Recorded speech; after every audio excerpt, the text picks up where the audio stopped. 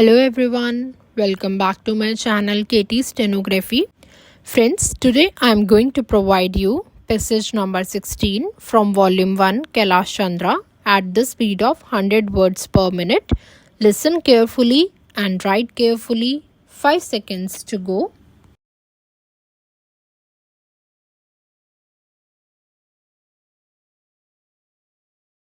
The next question that I would like to deal with is the paragraph in the President's address relating to the progress made in our economy,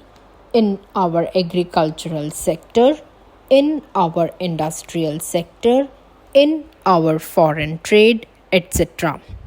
Sir, you were pleased to read out to us a very large list of the achievements of the Congress government during the last decade and the important targets which have been achieved during the last 10 years of our planned economy.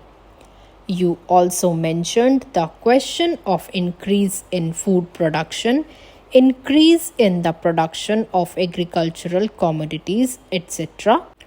Fortunately, sir, here we have in our midst the ex-deputy chairman of the Planning Commission, Shri V.T. Krishnamachari, who has addressed a number of meetings and seminars in New Delhi recently,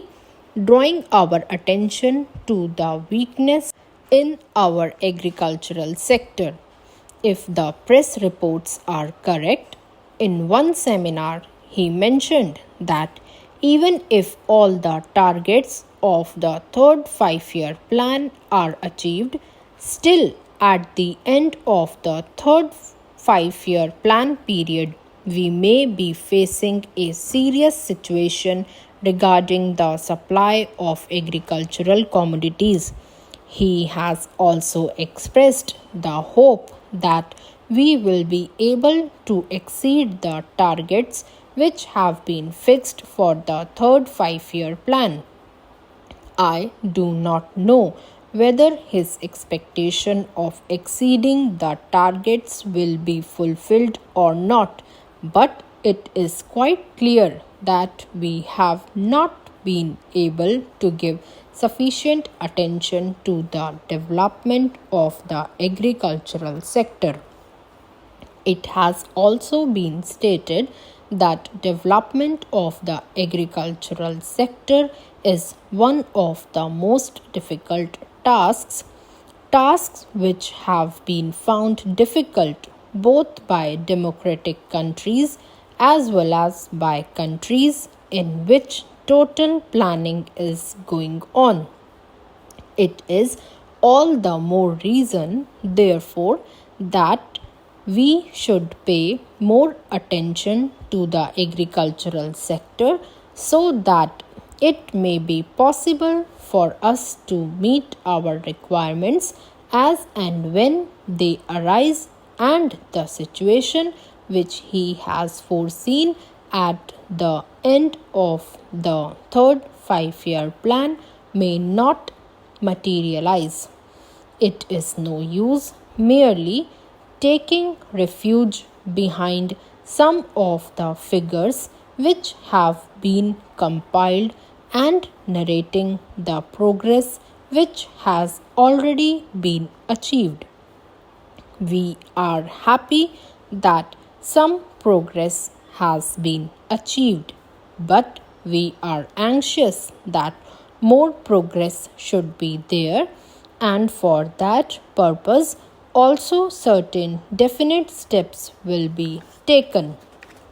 In this connection, I am also happy to hear what the Defense Minister said yesterday in one of his public meetings, namely that the Government of India is contemplating to create a set-up in our villages wherein our panchayats will be functioning more or less on the lines of parliament. Unfortunately, He did not elaborate that point further, and the press has not thrown any more light on what that exactly means. But if it means that the panchayats will be in charge of the resources that are available in the villages, that they will be in a position to determine how best the productive efforts in the villages are to be directed and in what direction, determine what targets are to be achieved, and when the production is there and there is a surplus to be exchanged with other centers in the country, that the panchayats will have their say in the matter on what terms this surplus will be exchanged with other centers in the country. Then I think a very valuable step forward in the direction of building our economy on a decentralized basis will have been taken. We have always taken the view, sir, that if planning is to succeed in our country, and if there is not going to be any regimentation of our productive activity and forces, what is necessary is that the common man should have a voice in a determining the economic policies and in formulating the economic plans of development, and should have also his say in determining on what terms a village or a group or an industry should be working for the development of economy as a whole. In other words, some amount of competition, some amount of bargaining power is to be generated in the lowest strata of our society and in the lowest rung of our economy, so that with the help of that bargaining power,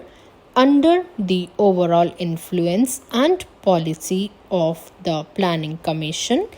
it may be possible for us to develop our economy in a manner which satisfies both the interests and the requirements of the nation as well as the aspirations of the people.